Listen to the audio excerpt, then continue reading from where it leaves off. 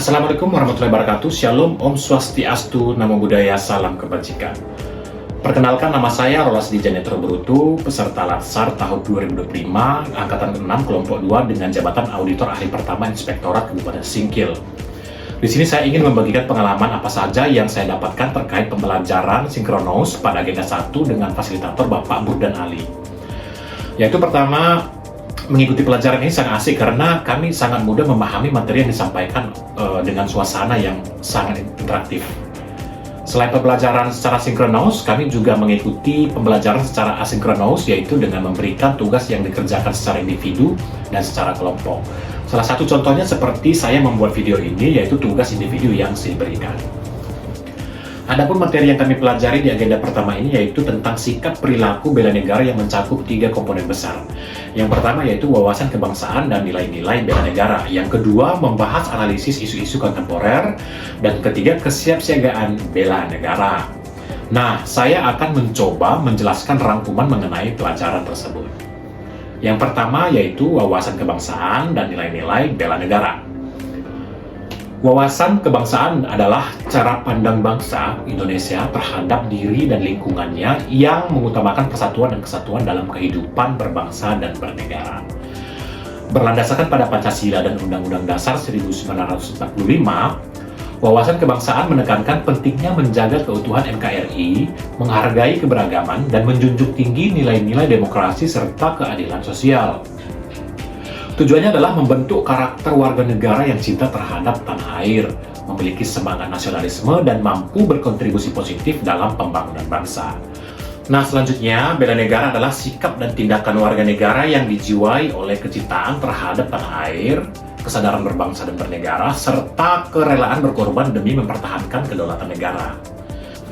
Nilai-nilai utama bela negara meliputi cinta tanah air, kesadaran berbangsa dan bernegara, setia dan keyakinan terhadap Pancasila sebagai ideologi negara, kerelaan berkorban untuk bangsa dan negara, kemampuan awal bela negara. Nah, bela negara tidak hanya dilakukan oleh militer, teman-teman, tetapi juga oleh seluruh elemen masyarakat melalui pendidikan, kerja keras, menjaga persatuan, dan melawan ancaman ideologi maupun disintegrasi dari luar. Jadi, wawasan kebangsaan dan bela negara adalah fondasi penting dalam membentuk warga negara yang cinta tanah air, tangguh, dan siap menjaga keutuhan NKRI. Refleksi yang saya dapat pada pembelajaran ini yaitu saya sebagai ASN berperan strategis dalam menjaga keutuhan dan harmoni bangsa. Saya semakin memahami pentingnya menjaga sikap toleran dan memperkuat identitas bangsa di tengah tantangan global. Materi yang kedua yaitu membahas analisis isu-isu kontemporer. Analisis isu-isu kontemporer ini adalah upaya memahami dan mengkaji masalah-masalah yang sedang hangat dan relevan di masa kini. Jadi isu-isu ini bisa bersifat sosial, politik, ekonomi, dan lingkungan, dan seringkali membutuhkan pemikiran kritis, analisis mendalam, serta solusi yang inovatif. Pada materi analisis isu-isu kontemporer ini kami belajar untuk pentingnya memahami konteks, di mana kita bukan hanya mengidentifikasi masalah tetapi juga memahami akar penyebab, dampak, dan konteks yang melingkupinya. Kemudian keterampilan berpikir kritis.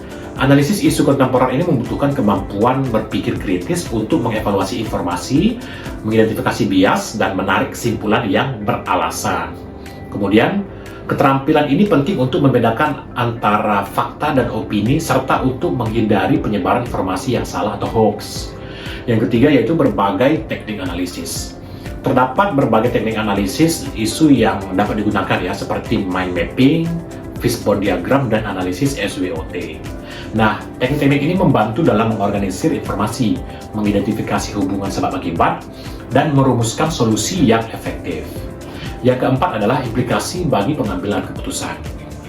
Analisis isu kontemporer ini memberikan dasar yang kuat untuk pengambilan keputusan yang lebih baik dalam konteks individu, organisasi, maupun kebijakan publik.